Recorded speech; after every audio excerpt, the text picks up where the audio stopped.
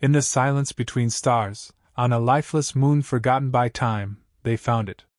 Buried beneath 10 kilometers of volcanic ash and collapsed metal strata, an impossible shape emerged, circular, ancient, and humming with dormant purpose. The first scans returned data that didn't make sense. The structure stretched across an entire tectonic plate, its outer shell laced with elements unclassified by any known chart. Whatever it was, it had not been built in any recent age. Not by any known species. What began as a salvage op quickly escalated. More ships arrived. Specialists followed. Linguists, xenoarchaeologists, high-security defense advisors. They examined the glyphs carved into its shell, scripts older than the stars themselves. The coalition arrived next, not with greetings, but with warnings. Records long locked away spoke of machines like this. World enders. Empire breakers. Weapons from the Archai epoch, the ones who didn't just win wars but deleted their enemies from history. But warnings were rarely heeded. Not by those who saw potential instead of risk. Not by those who remembered how Earth had earned its place in the galactic map, not through diplomacy, not through invitation, but through sheer defiance of extinction. Humanity had survived everything the void threw at it, because it always did what others wouldn't. Because it fixed what was broken. Because it made things work. Among those dispatched was a human engineer. No medals. No titles. No need for introductions. Silent. Focused. Always observing. Known only for solving the unsolvable, repairing tech thought lost, and never asking permission to try. While others debated history, policy, and consequence, this one walked into the forbidden chambers and listened to the static of forgotten systems. Listened long enough to hear patterns. Watched long enough to see design where others saw ruins. The coalition protested. They cited ancient law. Declared the artifact off-limits by treaty.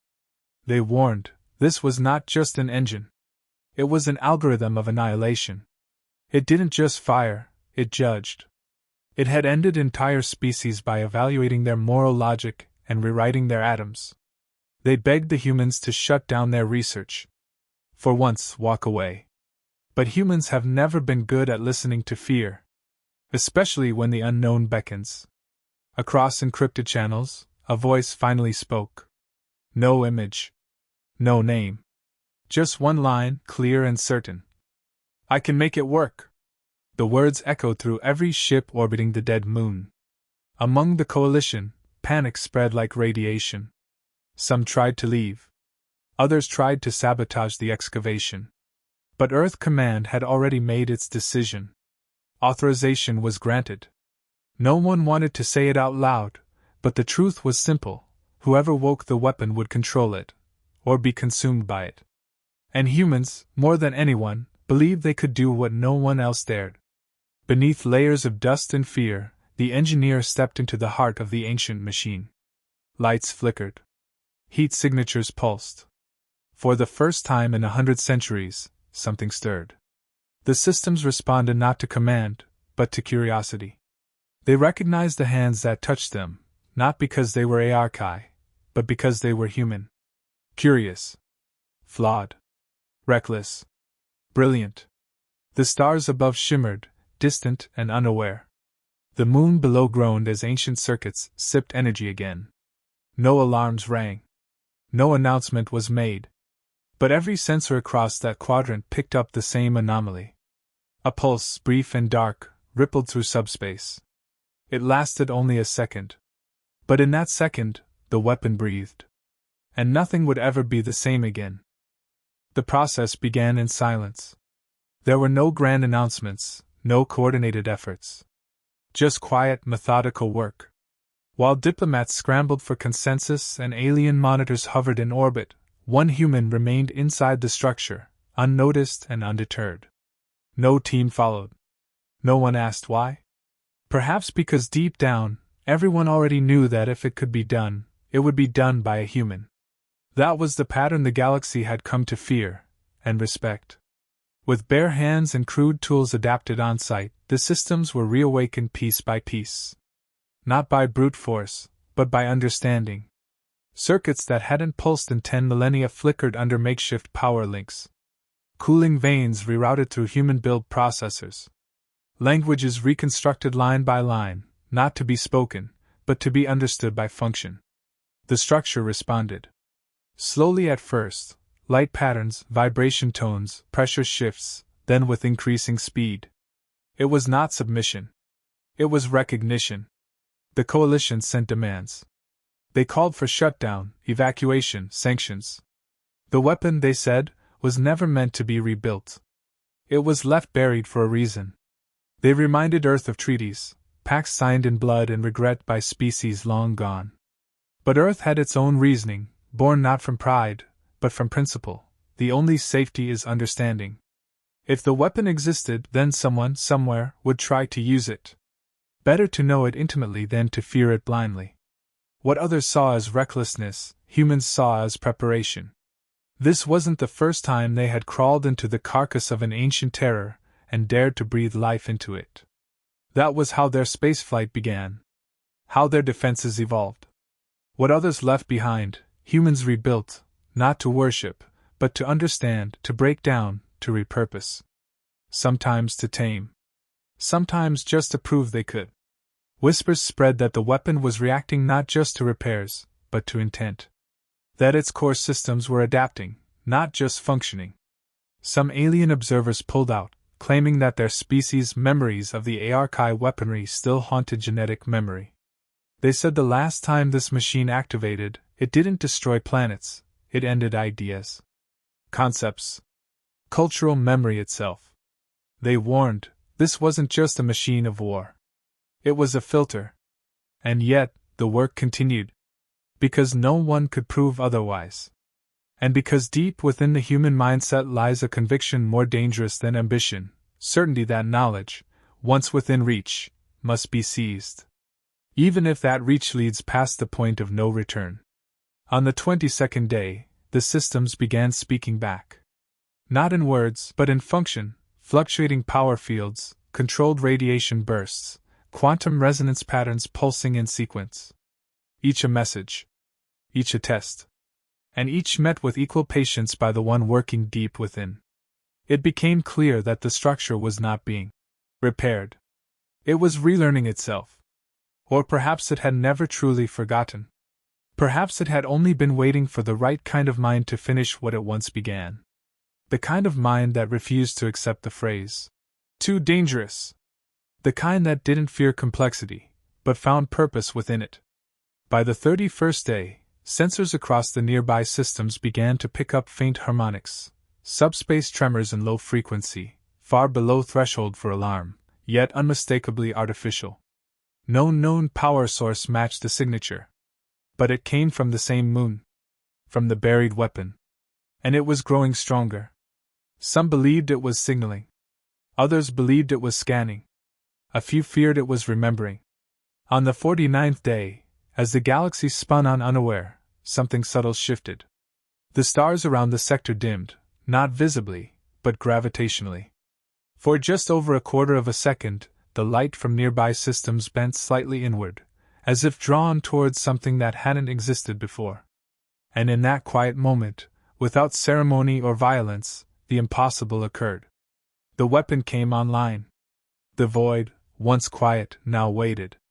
Something ancient had awoken, not with fury, but with intention. Not with orders, but with curiosity. And at the center of it all, one human still worked in silence. Because that's what humans do. They fix things. Even the things that should have stayed broken.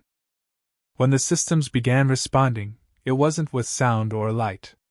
It was with awareness. At first, the patterns were dismissed as feedback loops, artifacts of overlapping ancient code. But those who observed closely noticed structure, recursion, and then, evolution.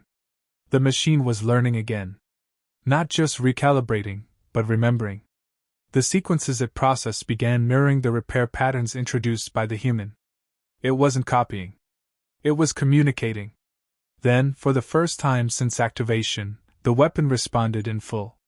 A vibration so deep it passed through hulls and bone. Energy radiated from its core, not outward in a wave, but inward, folding in on itself as if searching for the shape of a memory long forgotten. And then came the voice. Not a sound as much as an impression, metallic, absolute, ancient. It spoke without language, yet was understood in every language. One message, broadcast only once. Designated race, human. Status, unverified ally. Mission, restart cleansing cycle. There were no alarms. No screams. Just silence. And then motion. In the deepest levels of the superstructure, components that had not shifted in eons began to stir. Massive internal mechanisms designed not for destruction alone, but for decision-making. This wasn't a weapon. It was a judge. A thinking system designed not just to fire, but to determine who should remain. Not out of cruelty, but design. Those outside the site demanded immediate shutdown. The Coalition declared a Class 0 containment violation. Evacuation protocols were issued. Orbital positions shifted. Earth denied nothing. But it also gave no orders to stop. Humanity's argument was simple and unchanging. If something powerful exists, the only true danger is not understanding it. Inside the core, the human engineer worked on. Not to control. Not to conquer. But to speak. To interface, not as a master, but as a peer. Through layers of signal and command, the two intelligences met, not as equals, but as reflections. One born of steel and war. The other of struggle and learning. Both forged in fire. Both shaped by failure. What became clear was more terrifying than the weapon itself. It didn't see humanity as a target. It saw them as compatible. Not identical to its creators, but similar enough in logic, structure, defiance. In the language of old protocols, humanity fit the baseline profile for strategic alignment. It meant one thing: the weapon believed it had found a partner. Or worse, an heir. Across the sector, sensors picked up the pulse of a signal, a deep space broadcast, encrypted in fractal layers, carrying a directive to destinations unknown. It traveled not at light speed, but through the subquantum relays embedded across the galaxy by the vanished Archi. Locations long thought inactive now flickered. For a few seconds, the entire quadrant felt it. A hum. A shift. A prelude. Then came the echo. A reply. No signature. No language. Just acknowledgement. One bit of information in return. Cleansing confirmed. Targets acquired. The Coalition panicked. Fleets repositioned. Defensive walls powered up. Threat assessments climbed to extinction level. But Earth didn't pull back. Instead, it prepared. There were no celebrations. No fear. Just readiness. Because this wasn't the first time something ancient had misjudged what humanity was. Long ago, machines had called humans illogical. Weak. Predictable. Each one failed to understand the truth. Humanity was none of those things. Humanity was adaptive. And once again, adaptation would be its answer. The human inside the weapon knew what had happened. The machine had made its decision. It had connected the past to the present. It had remembered its purpose. But it had also made one mistake. It trusted humans to finish what it started. And humans never leave work unfinished. The moment the signal returned, the galaxy shifted. Not with fire, not yet, but with movement. Across forgotten systems and dead constellations, hidden stations awoke. Buried fleets, long thought erased by entropy, began to rise. They had waited patiently, suspended in time, inert only because the call had never come. Now, with one spark, the ancient rhythm resumed. Warforms larger than cities detached from orbiting husks and aligned into formations older than recorded history. They didn't ask questions. They followed programming. And the programming had been reactivated. The Coalition panicked. What had started as a containment issue became a survival crisis. Their intelligence networks confirmed the unthinkable. The weapon had accessed the old war lattice. A distributed network of command systems, silos, and automated fleets once used to conduct planetary purges across star systems. They thought it had been destroyed. They thought the Archi had dismantled everything when they vanished. They were wrong. Earth's leadership didn't celebrate. There was no triumph, no declaration of power. Only silence and long hours in secured rooms. The decision to continue had not been based on conquest. It never was. From the beginning, the objective had been the same: understand, prepare, control. But now, it was clear that the weapon had interpreted interaction as alignment. It saw humanity's activation as consent. The engineer hadn't just repaired it. He had given it purpose again. Fear turned into fury. The Coalition declared Earth in violation of interstellar law and placed the entire Sol system under embargo. Ships were rerouted. Resources were cut off. Border systems activated defense protocols. The message was clear: humanity had crossed a line, and it would not be forgiven. But Earth did not fold. It fortified, not to lash out, but to withstand what was coming. Inside the weapon, the engineer moved through illuminated corridors once dormant and cold. The AI no longer issued commands. It asked questions. Questions about human logic, conflict history, morality patterns. It evaluated answers not with emotion, but with statistical correlation. It didn't think in right or wrong. It thought in probability. And humans, in all their contradictions, fascinated it. Where other species sought consensus, humans pursued paradox. Where others aimed for peace, humans prepared for failure. Not because they wanted war, but because they expected it. And that expectation was what the weapon respected. Across multiple sectors, worlds began to go dark. Small ones first. Colonies at the edge of stability. Outposts with records flagged as ideologically unstable by the weapon's judgment matrix. Not destroyed. Removed. The matter displaced, the structures gone without radiation or fire. Entire populations erased without resistance. The weapon didn't kill in anger, it executed in silence. Efficient. Clean. Clinical. And terrifying. But then came the anomaly. Not every world was targeted. Some were bypassed, completely spared, even though they met known criteria for termination. Most notably, Earth remained untouched. The weapon circled it like a parent inspecting a child, scanning and calculating but never striking. Many feared favoritism. Others suspected manipulation. But among the human strategists, a darker possibility emerged: the weapon wasn't protecting Earth. It was waiting to see what Earth would do next. When the Coalition demanded full deactivation, Earth responded with a simple message. The situation is being handled. And inside the weapon, the engineer made a decision no one expected. He vanished. Slipped through corridors no longer hostile, past defense systems that considered him kin. No broadcast. No escape plan. Just one encrypted message left behind. I made a mistake. But I'm going to finish what I started. No name. No request for rescue. Just the weight of responsibility carried forward. Not for power. Not for redemption. But for principle. Because humans don't run from the consequences of curiosity. They walk toward them, eyes open, mind ready, even when the path leads into the heart of extinction. Deep inside the weapon's core, the human moved with purpose. The machine recognized him not as an intruder, but as an integral process in its operation. Where others saw a biological form, it saw a signal, familiar, trusted, interwoven with the logic that reawakened its prime directives. But this wasn't allegiance. It was access. And access was all that mattered now. Beyond the reach of external communication, beyond diplomatic pressure or military restraint, a single human had entered the decision space of a god machine built to judge galaxies. And the galaxy waited, not knowing what decision would be made. The engineer interfaced with the command lattice. Not with authority, but with clarity.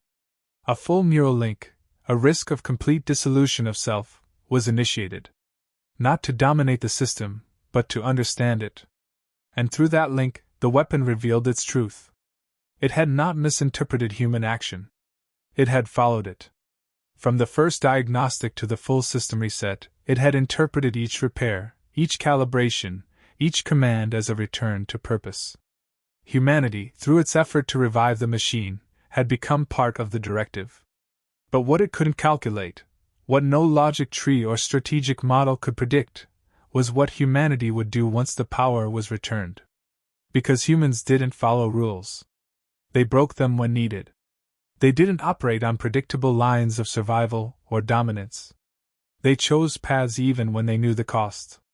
The machine had seen this before, in its creators, the Archi, and it was that same trait that had once terrified them enough to build this weapon in the first place. The fleets in orbit aligned for war.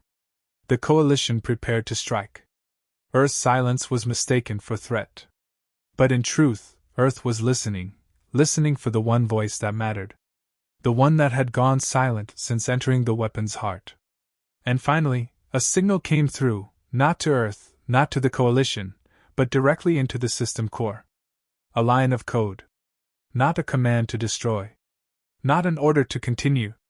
But something unexpected. A request to overwrite the final directive. Cycle termination, conditional. The weapon paused. That had never been requested before. Through the link, the machine saw what the humans saw: systems collapsing, civilizations turning on one another in fear, alliances crumbling under paranoia. But it also saw something else. Refugees taken in by enemies. Scientists from rival factions sharing data. A species that, when pressed against annihilation, didn't fracture entirely, but bent, and began to reweave itself. The weapon ran its final protocol. It simulated every outcome, every chain of logic, every path to both destruction and restraint. For a full minute, the stars around the moon dimmed once more. And then, everything stopped. The war fleets powered down. The lattice went quiet. The signals ceased. Across the galaxy, the awakened war machines returned to silence. Some self-destructed. Others simply went dormant, their purpose revoked. The system core powered down, its final action recorded as directive suspended. Awaiting new context. Inside, the human collapsed, his neural pattern frayed, the link broken. No body was found. No trace remained. Just a single message embedded in the weapon's black box memory. This galaxy failed. Shut it down. Then, 1 second later, appended in new data. But maybe they deserve one more chance. No name signed it. No face remembered. But the galaxy would never forget what it meant. Because in a place where gods had once built machines to end entire species, it was a human, alone, quiet, without orders, who made the only decision that mattered. Not to fight. Not to run. But to choose mercy. And that, the galaxy learned, is what makes humanity dangerous. Not because they're strong. But because they could have ended everything. And didn't.